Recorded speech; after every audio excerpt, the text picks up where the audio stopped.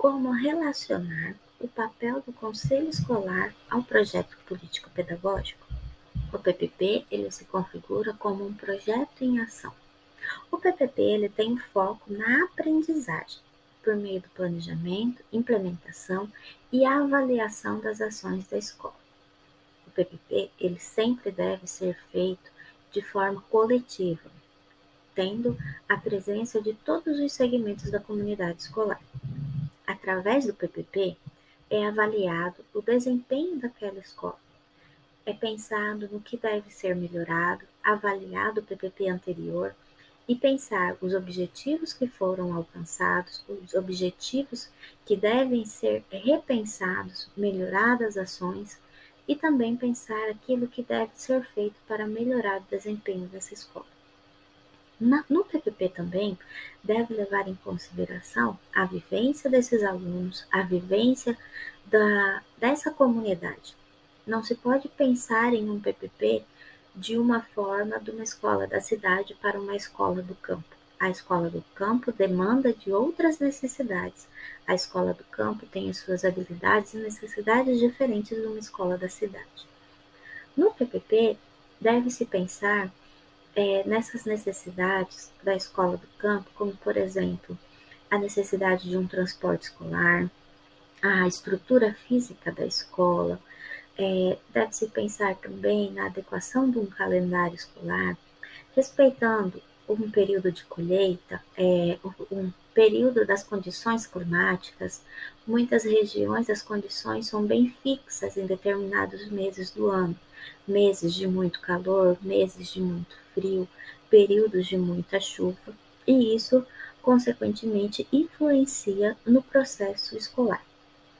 Quais reflexões são relevantes sobre o conteúdo e a metodologia para o PPP?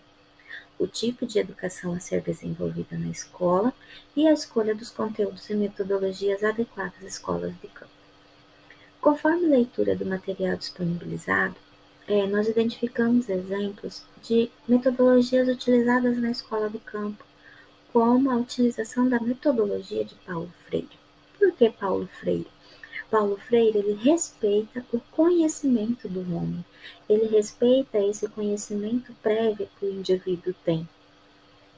A pessoa do campo, ele pode ter um conhecimento de matemática, um conhecimento de biologia, um conhecimento de meteorologia através do seu convívio, do seu dia a dia, e então pode-se utilizar essa metodologia utilizando a partir do conhecimento prévio desse indivíduo. Questões que se apresentam como obstáculos à cultura local na construção dos conhecimentos. Os livros didáticos. Muitas das vezes, os livros didáticos disponibilizados às escolas do campo são livros que têm como referência, como exemplos, atividades da escola da cidade. Muitas das vezes, os professores da escola do campo, eles precisam elaborar materiais complementares que então sim condizem com a realidade desses alunos do campo. A visão conteudista. Na escola do campo, há a presença das classes multisseriadas, e isso acaba influenciando na visão do professor. Onde o professor ele acaba tendo que cumprir com o conteúdo em um determinado prazo, onde não cabe um espaço para se pensar na individualidade daquele aluno, e então acaba gerando uma visão conteudista. A valorização do saber e da cultura do estudante e da comunidade. Em todo o processo, deve-se respeitar o conhecimento do aluno, a cultura do aluno, a cultura daquele ambiente, para então valorizar esse conhecimento do aluno e poder também aproveitar este conhecimento que o aluno traz consigo. Metodologia da alternância. O que é essa metodologia? Essa metodologia, ela traz como atitudes onde o aluno ele não passa o tempo todo na escola. Para essa metodologia, é utilizado 3 aspectos no processo do ensino. Primeiro, o aluno estuda na sua casa, com a sua família, o aluno estuda na escola e o aluno também estuda e aprende no seu meio socioprofissional. Então, nessa metodologia da alternância é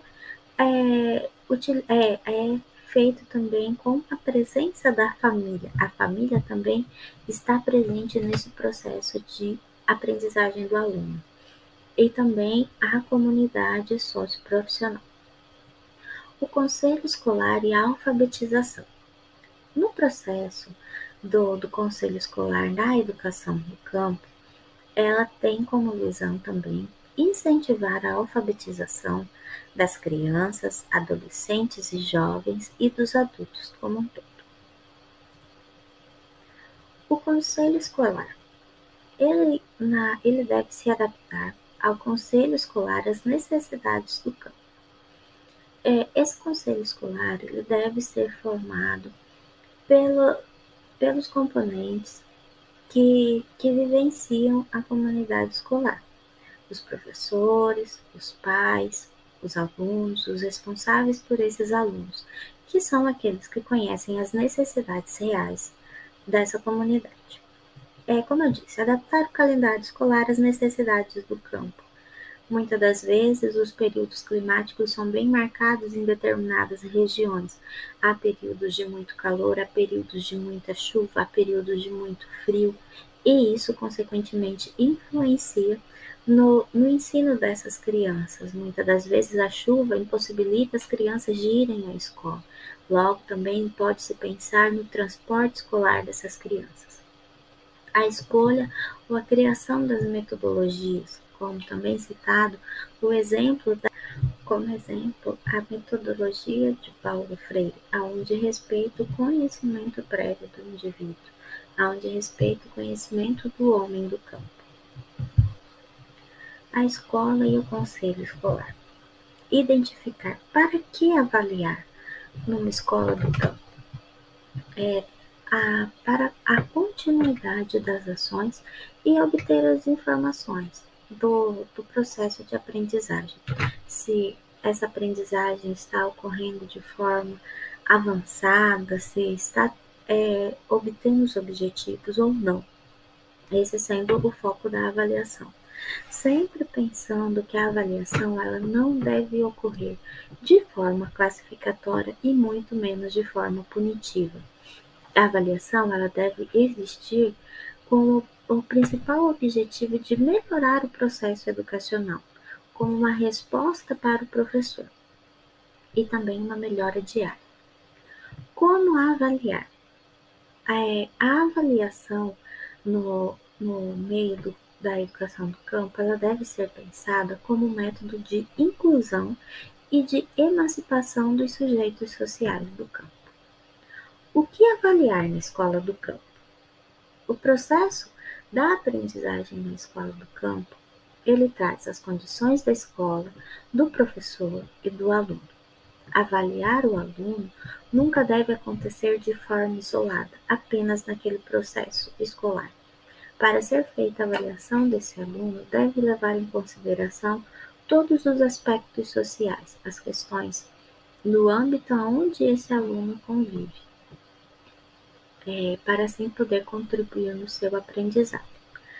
Deve-se levar em consideração também na avaliação o contexto social, as condições da escola, a atuação do professor e, por fim, o desempenho escolar do aluno, um aluno visto como um todo.